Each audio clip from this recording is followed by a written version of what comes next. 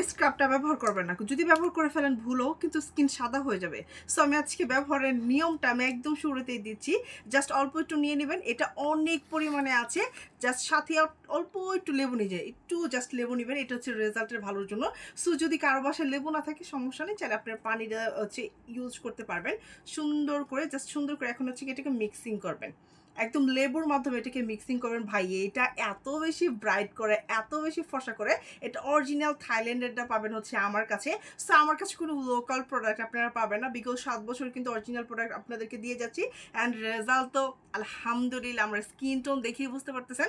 তারপর ফিল্টার ছাড়া খুব সুন্দর করে জাস্ট এইভাবে মিক্সিং করবেন। যে দেখেন খুবই ভালো একটা স্ক্রাব। এটা ইউজ করার জাস্ট 3 মিনিটের মধ্যে স্কিন হবে আনলিমিটেড সাদা ফর্সা। জাস্ট এই যে দেখেন, এটা দেওয়ার সাথে সাথে স্কিনকে এত বেশি ব্রাইট করে যা বলার বাহিরে। সো চাইলে আপনারা পানিটা ইউজ করতে পারেন। জাস্ট এইটা জাস্ট এইভাবে যখন আপনি গালে দিবেন না গাইস, মানে কোনো কথা নেই, একদম সাথে সাথে আপনি রেজাল্ট পাবেন। এটা এত ভালো যা বলার বাহিরে।